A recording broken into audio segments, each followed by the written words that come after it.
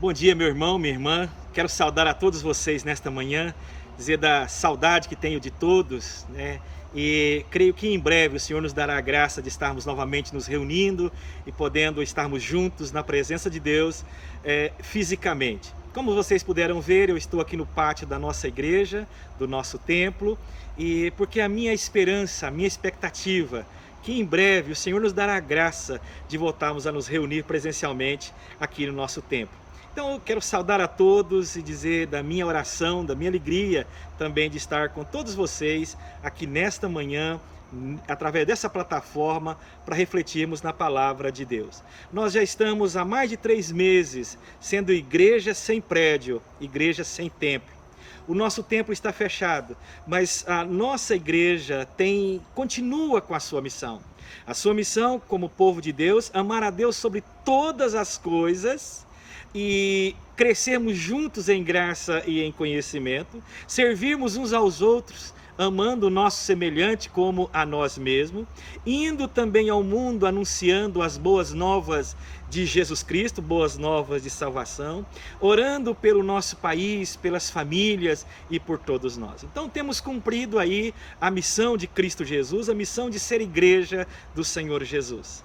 E eu quero convidá-lo neste momento justamente para orarmos, entrarmos diante do Senhor e orarmos. Você pode orar comigo? Vamos orar? Senhor, nosso Deus, nosso Pai amado, obrigado por este momento. Obrigado por esta hora que podemos nos reunirmos como povo do Senhor, com o único propósito, servir o Senhor, adorar o Senhor, prestar cultos ao Senhor, ler, refletir na Tua palavra, com a certeza que o Senhor nos fala através dela, ó Pai. Senhor, abençoe esse nosso momento aqui, abençoe as nossas vidas, que nada venha atrapalhar a nossa comunhão com o Senhor, nada venha impedir o nosso adorar neste momento, ó Pai. Senhor Deus, desvenda os nossos olhos para contemplarmos as maravilhas da Tua lei, ó Pai. Neste momento, Senhor Jesus, eu rogo para que as palavras dos meus lábios, o meditar dos nossos corações, sejam agradáveis na Tua presença, Senhor. Rocha minha, Redentor meu. Amém.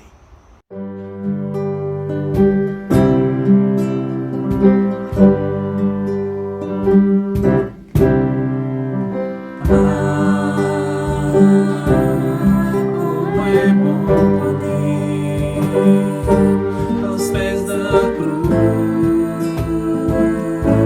depositar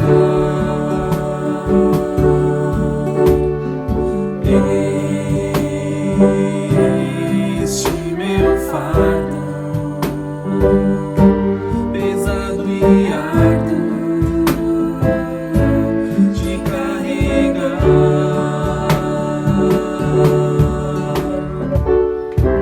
e não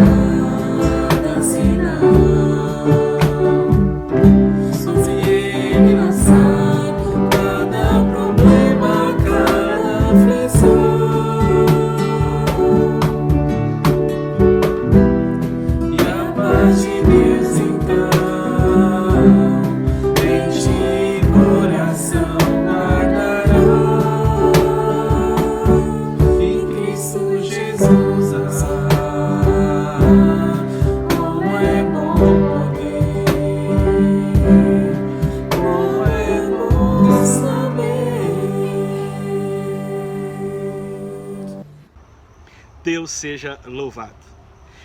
Eu quero convidá-lo neste momento para ler comigo aqui na segunda carta de Paulo a Timóteo, no capítulo 2. Nós leremos do verso 1 até o verso de número 3. Por favor, abra aí, segunda carta de Paulo a Timóteo, capítulo 2, do verso 1. Eu tinha anunciado até o verso 3, mas vamos ler até o verso 4, por favor. Diz-nos assim: Tu, pois, filho meu, fortifica-te na graça que está em Cristo Jesus. E o que da minha parte ouvistes, através de muitas testemunhas, isso mesmo transmite a homens fiéis e também idôneos para instruir a outros. Participa dos meus sofrimentos como bom soldado de Cristo Jesus. Nenhum soldado em serviço se envolve em negócios dessa vida, porque o seu objetivo é satisfazer aquele que o arregimentou. Então, 2 Timóteo, capítulo 2, do verso 1 até o verso de número 4. Bom, meus irmãos, nós temos vivido tempos difíceis. Estas últimas semanas aí, muito difíceis. Nós temos enfrentado uma pandemia absurda, mundial, onde diariamente milhares de vidas têm sido ceifadas ao redor do mundo, na nossa cidade aqui mesmo. Famílias têm sido privadas até de despedir dos seus mortos. Então, já um momento de tristeza, de angústia e privados até mesmo de despedir de um modo honroso dos seus, que partem, que Deus chama. Nós estamos também prestes aí a enfrentar uma das maiores crises econômicas do nosso país. Nós estamos testemunhando através da televisão, das mídias, cenas de racismo, cenas de violência, como a que acabou de vitimar o George Floyd, lá nos Estados Unidos. Ou do jovem João Pedro, no Rio de Janeiro, onde teve a sua casa metralhada, onde ele estava ali com os seus amigos jogando videogame e foi metralhado a sua casa ali. Ou aquele menino, aquela criança, o Miguel, não é, que caiu do 9º andar de um prédio lá em Recife, enquanto era cuidado pela patroa da mãe e a mãe tinha levado o cachorrinho para passear. Então, dias difíceis e tantos outros acontecimentos que nos deixam assim perplexos. Olhamos, vemos os conflitos políticos, os conflitos ali e tantas outras mazelas na nossa sociedade, que vem assim solapando a nossa sociedade. E tudo isso revela de forma assim muito concreta que algo muito errado está acontecendo no mundo, acontecendo no nosso país. E aquele grito de agonia do George Floyd, dizendo ali, I can breathe, ou eu não consigo respirar, tem se tornado também o grito de muitas pessoas nesses dias. O grito de muitas pessoas.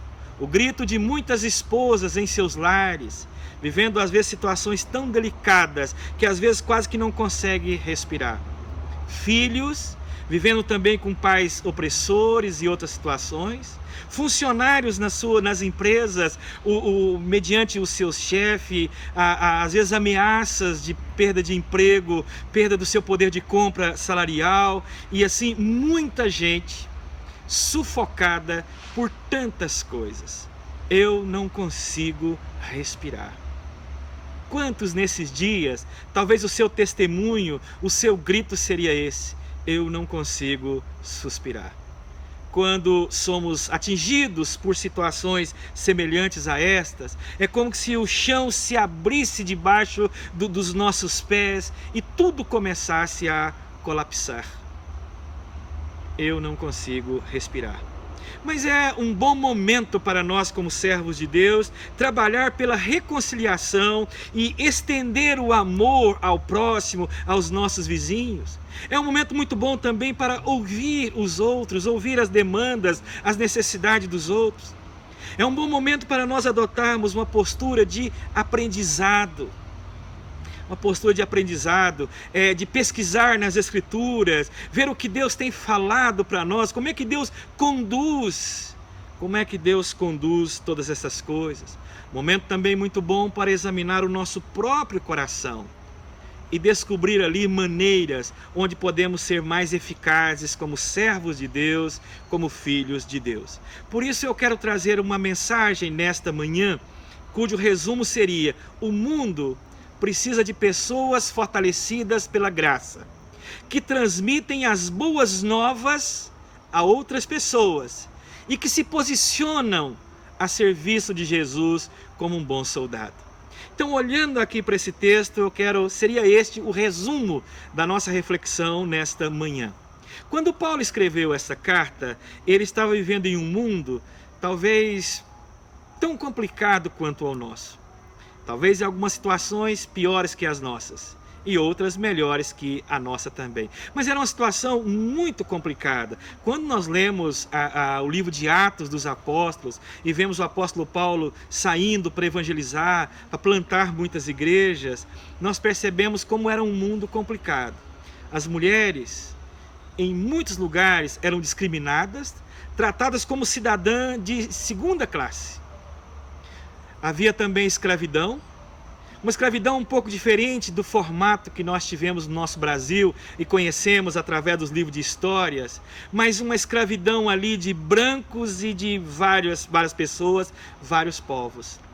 Havia também discriminação racial, onde quem era cidadão romano tinha todos os benefícios e privilégios e os demais eram de segunda classe, tratado muitas vezes como bárbaros. Quem não era romano era simplesmente bárbaro. Na época também em que os anfiteatros apresentavam confrontos ou combates sangrentos como uma forma de entretenimento, onde homem lutava com homens, homens lutavam com animais e animais lutavam com animais. Havia muitas coisas boas na sociedade romana, mas também muita imoralidade, muitas injustiças sociais e muita brutalidade. Quando Paulo escreveu esta carta que nós lemos aqui, ele está prestes a morrer pelas mãos do imperador.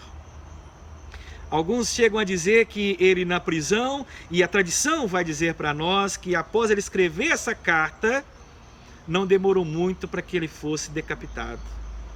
Não demorou muitos dias para que fosse decapitado. E então ele diz assim no verso 1: Tu, pois, filho meu, fortifica-te na graça que está em Cristo Jesus. Paulo escrevendo para Timóteo, em meio a uma sociedade como eu acabei de pontuar aqui, ele diz: a sua agenda, Timóteo, tem que ser esta. E a agenda nossa neste mundo tem que ser essa. Esse é o nosso chamado, esse é o nosso desafio, a nossa missão. Fortifica-te na graça de Jesus Cristo. Fortifica-te na graça do Senhor. Ou seja, permaneça firmes na graça de Jesus Cristo. É o que nós devemos fazer. Esse é o nosso chamado, é o nosso desafio. Quando os tempos são difíceis, seja forte, fortifica-te na graça do Senhor. Quando sentir vontade de desistir, fortifique-se na graça do Senhor. Permaneça firme nessa graça, nesse favor divino. Seja forte. Fala aqui de uma coragem moral diante de uma oposição implacável, não é? Seja forte na graça. Significa, não confie em si mesmo quando os tempos são difíceis. Dependa apenas da graça do Senhor. E então você pode ficar em meio a essa sociedade, ficar se alimentando das tragédias, se retroalimentando delas, somente com estes pensamentos, e aí eu te garanto, você não será fortalecido, não sairá mais forte, e talvez terá mais motivos para dizer aí, eu não consigo respirar. Ou você pode ser fortalecido na graça do Senhor Jesus Cristo. Pense em quem Deus é, no que Ele fez, no que Ele faz.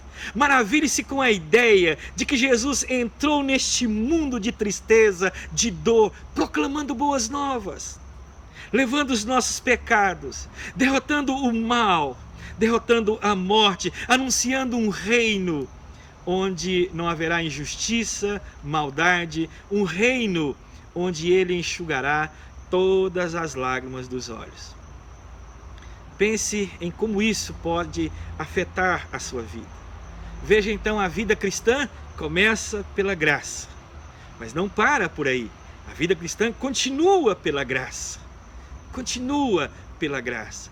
devemos continuar aí pela graça. Por isso, o apóstolo Pedro diz assim: antes crescei na graça e no conhecimento do nosso Senhor e Salvador Jesus Cristo. Senhor Jesus Cristo, Senhor, então fortifica-te nessa graça. Ninguém jamais se tornou um crente sem a graça, e ninguém pode viver como crente sem essa graça de Cristo Jesus. Precisamos ser fortalecidos pela graça de Cristo em qualquer época, mas principalmente nesses dias de crise, dias em que nós estamos às vezes desencorajados, e às vezes eu não consigo respirar. Então o comando é contínuo aqui. Continue sendo fortalecido na graça de Jesus Cristo. Como nós precisamos disso. Mas não é tudo. Paulo continua dizendo para Timóteo que esta era a agenda dele, continua dizendo: e o que da minha parte ouviste, através de muitas testemunhas, isso mesmo, transmite a homens fiéis e também idôneos para instruir a outros. Então, a ideia, passe isso adiante. A única maneira de nós alcançarmos o mundo, cuja população excede aí a 6 bilhões de pessoas, é fazendo o que Paulo está dizendo aqui, passar isso adiante. Se dependesse apenas de mim, apenas da minha pessoa, não é? Ou só da sua pessoa, as únicas pessoas que seriam alcançadas seriam as que podem conversar conosco, né? Que pode conversar comigo.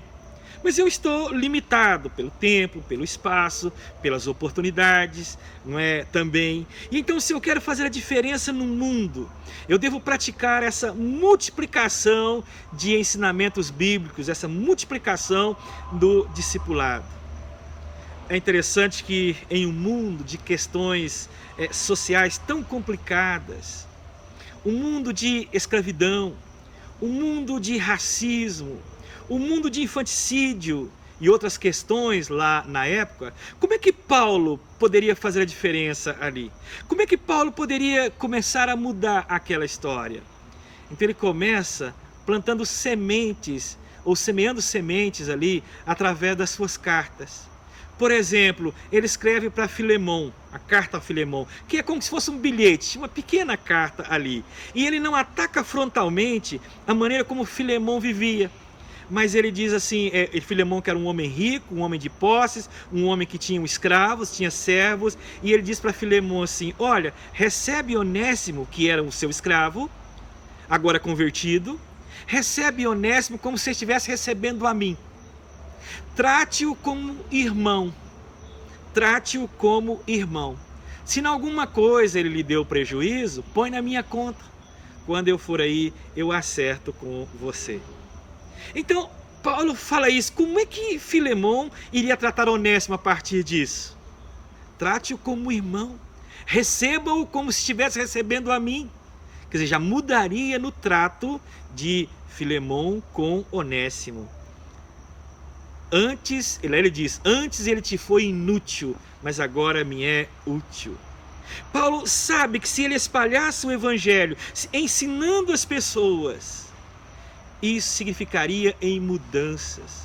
Criaria homens e mulheres sabedoras que a vida cristã é incompatível com a escravidão, com racismo, com aborto, com tantas e tantas outras mazelas que o mundo tinha naqueles dias e também nos nossos dias. E então, assim como Paulo, ele diz para Timóteo: Timóteo, você deve multiplicar esse ensinamento. Você deve multiplicar, ensinando a outras pessoas, para que essas pessoas ensinem a outras pessoas. Ensine a outras pessoas. Porque, na verdade, é assim que muda, é Deus mudando as pessoas. Deus mudando as pessoas. Pessoas mudadas, então uma sociedade mudada. Uma sociedade diferente. Porque o grande vírus é exatamente o homem caído. O homem sem Deus. Nós estamos com a população mundial chorando os nossos mortos pelo Covid.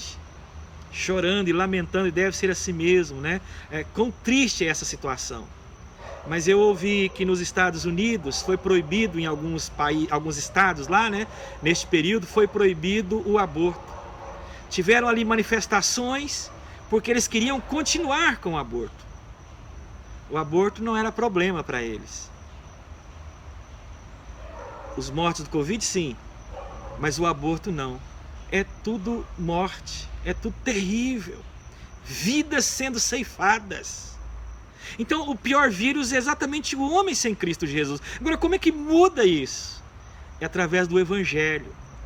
São pessoas transformadas pelo Evangelho, e aí nós teremos uma sociedade também diferente, composta por pessoas diferentes, transformadas pelo Evangelho. E então Paulo, como é que ele iria mudar aquela situação? Retroage um pouquinho mais, Jesus. Como é que Jesus iria pregar o Evangelho, mudar o mundo? Ele treina 12 pessoas. Depois esses 12 vão sendo treinados. Eles vão treinando mais pessoas. Vão falando do amor, da graça, da vida, de salvação. E assim Timóteo também, essa também deveria ser a parte da agenda de Timóteo, da nossa agenda também, meus irmãos. E foi isso que aconteceu ali no mundo romano. As pessoas começaram a crer no Evangelho, começaram a se unir às igrejas, e nestas igrejas agora tinha senhores de escravos e escravos, tornando-se irmãos, adorando o mesmo Deus. Adorando o mesmo Deus. Mulheres que eram cidadão de classe, agora todos entendem que são herdeiras da mesma promessa, da mesma aliança, da mesma salvação. Tanto que Paulo escreve em Gálatas, se você puder abrir aí a sua Bíblia, em Gálatas capítulo 3, no verso 28, olha o que Paulo fala aqui, Gálatas 3, verso de número 28. Diz-arte: não pode haver judeu, nem grego, nem escravo, nem liberto, nem homem, nem mulher, porque todos vós sois um em Cristo Jesus. E se sois de Cristo, também sois descendentes de Abraão e herdeiros segundo a promessa. Então, como é que Paulo vai tratar? Trazendo essa palavra de salvação que muda as pessoas. E essas pessoas transmitir a outras pessoas. É assim que a sociedade poderia mudar. E assim Deus foi trabalhando também. Então os preconceitos étnicos, raciais, foram sendo melhor trabalhados. À medida que o Evangelho chegava, à medida que o Evangelho foi se espalhando pelo mundo romano, e assim minando aquelas injustiças, aquelas práticas, sexismo, racismo e todas aquelas coisas ali. E assim sucessivamente. Tem um historiador chamado Rodney Stack, e ele diz o seguinte: o cristianismo revitalizou a vida nas cidades grego-romanas, fornecendo novas normas e novos tipos de relações sociais, capazes de lidar com muitos problemas urbanos urgentes. Para cidades cheias de desabrigados e empobrecidos, o cristianismo ofereceu caridade e esperança. Para cidades cheias de recém-chegados, de estrangeiros, o cristianismo ofereceu uma base imediata de acolhimento. Para cidades cheias de órfãos e viúvas, o cristianismo proporcionou um novo e expandido senso de família. Para cidades devastadas por violentas disputas étnicas, o cristianismo ofereceu uma nova base para a solidariedade social. E para as cidades confrontadas com epidemias, incêndios e terremotos, o cristianismo ofereceu serviços de enfermagem eficazes. Então, meus irmãos, as coisas não mudam apenas por causa de uma revolução política, apenas porque mudou um governante, mas as coisas mudam quando as pessoas são transformadas. E o que transforma as pessoas é o Evangelho. O que transforma o Evangelho é a palavra de Deus. Às vezes a gente só lida com o comportamento, mas nós temos que lidar com a raiz. E o ser humano, ele é manchado desde a raiz no pecado. Desde a sua raiz.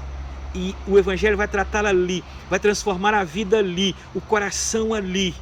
Então a renovação social é exatamente por causa da transformação que o Evangelho opera.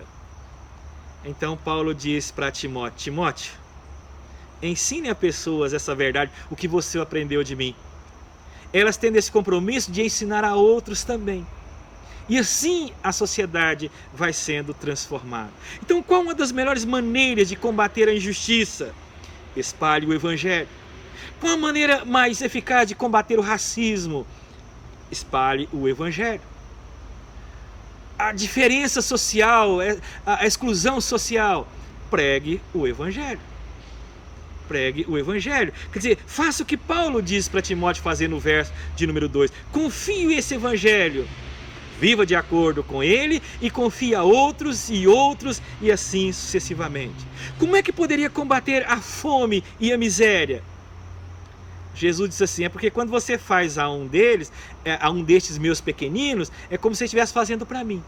Então o servo de Deus consciente, quando ele dá uma roupa para alguém, quando ele dá um alimento para alguém, quando ele visita uma pessoa, ajuda um menos favorecido, ele está fazendo como se estivesse fazendo para Jesus. Ele vai querer fazer muito mais. Muito mais. Como é que ele vai combater o racismo, essas questões tão terríveis?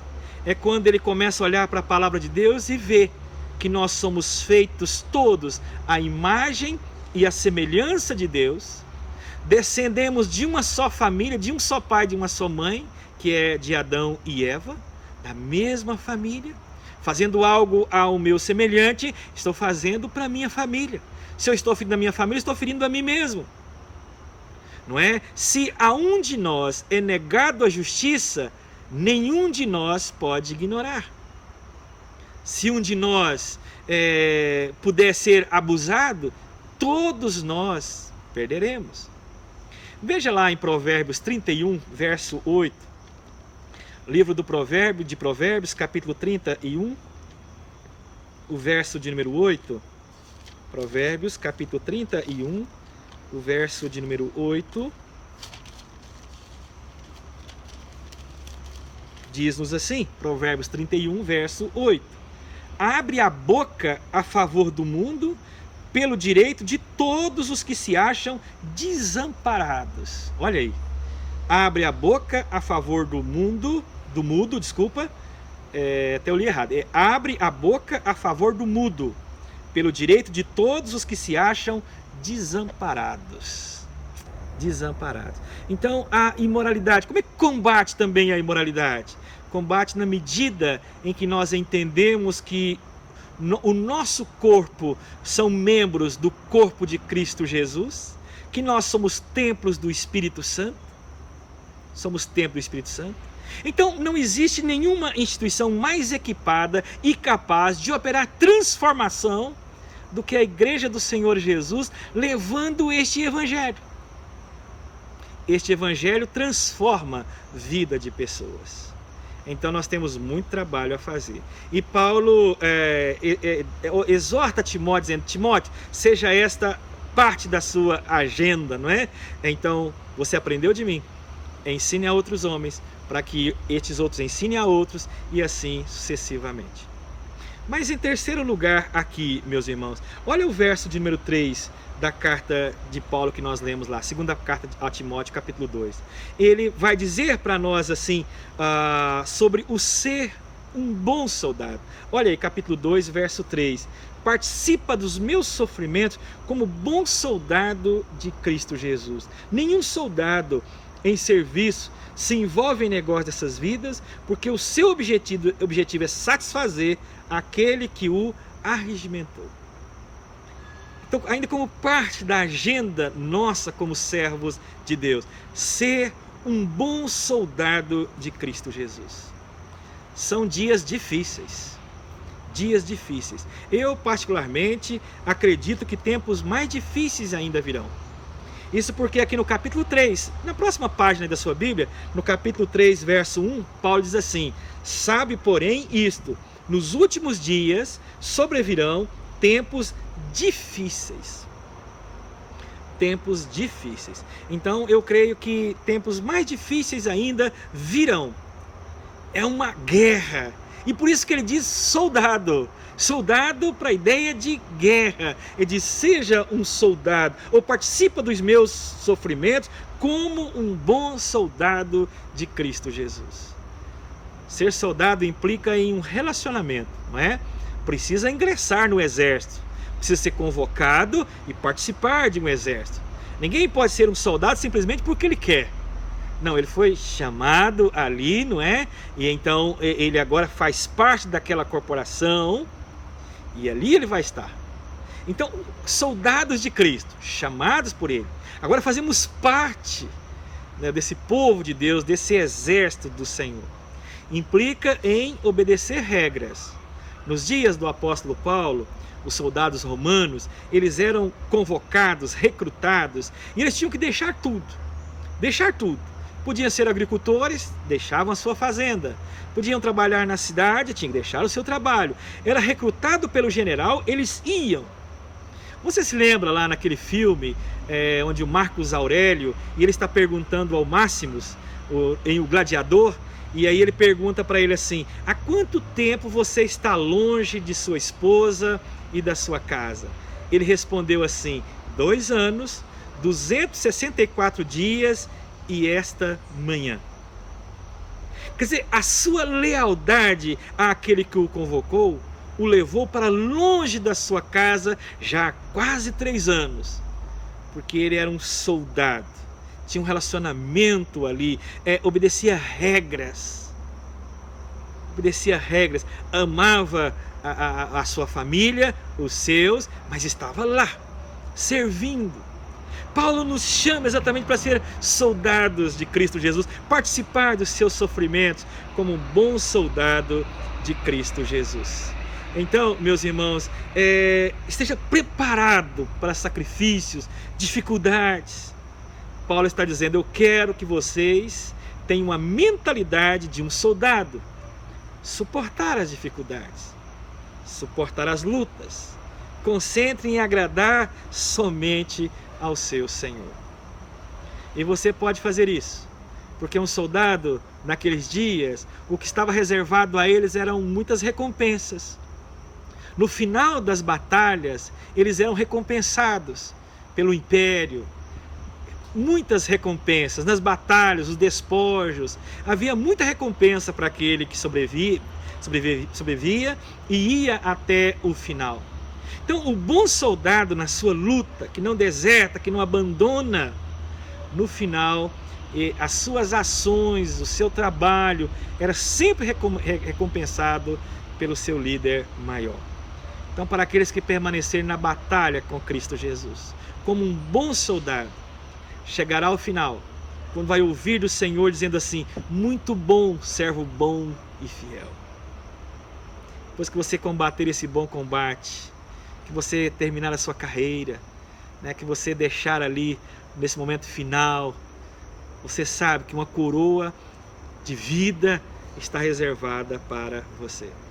Então, quando nós olhamos, se você acha que a vida cristã é fácil, está enganado, porque ela não é, e o Senhor está nos chamando, nos alistando exatamente para a guerra, e haverá um custo,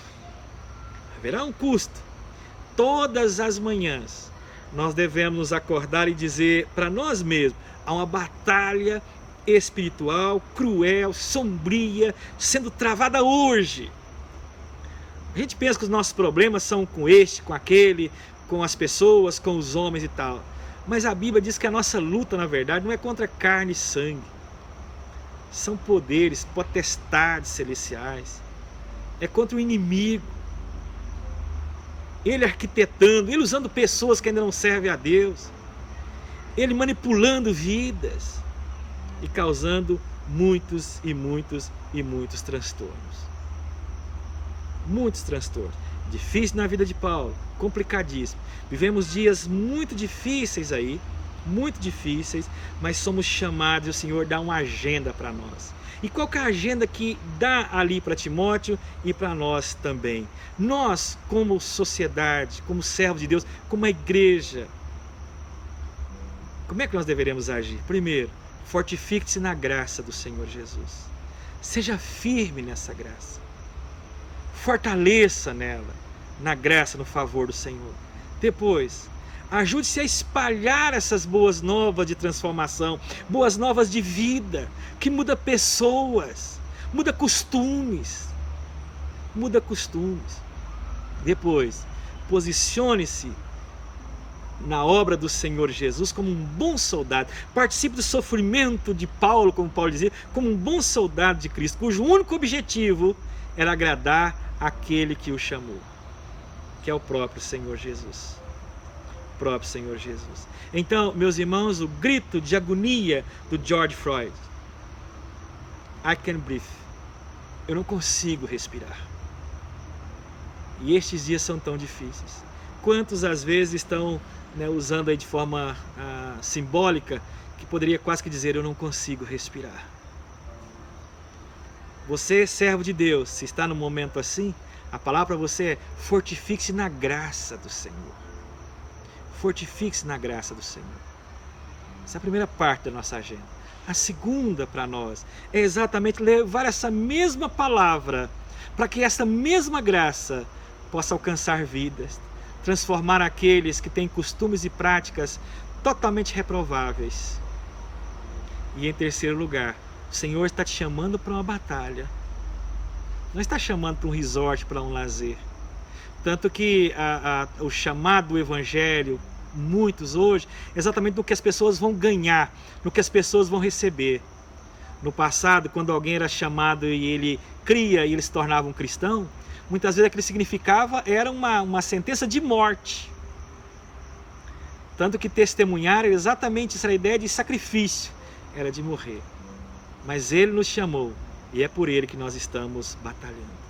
Meus irmãos, o Senhor nos chama para ser luz, para ser sal nessa sociedade, neste mundo.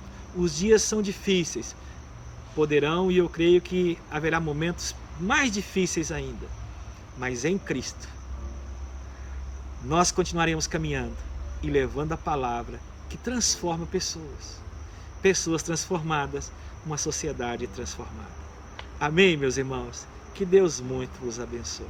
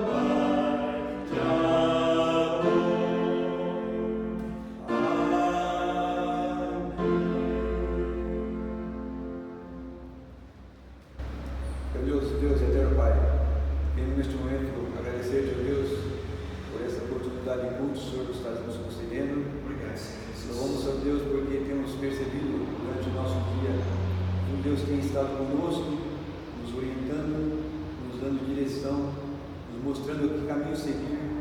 Portanto, nós te louvamos porque sabemos que é pela presença constante do Espírito Santo que habita em nossos corações e nós então tomamos decisões corretas. Amém, Senhor Peço a Jesus. Deus que nos perdoe também nossos pecados, mas que continue nos orientando sempre, nos dando sempre sabedoria e discernimento. Essa oração que eu faço agradecer em nome de Cristo. Amém. Amém, Senhor Jesus.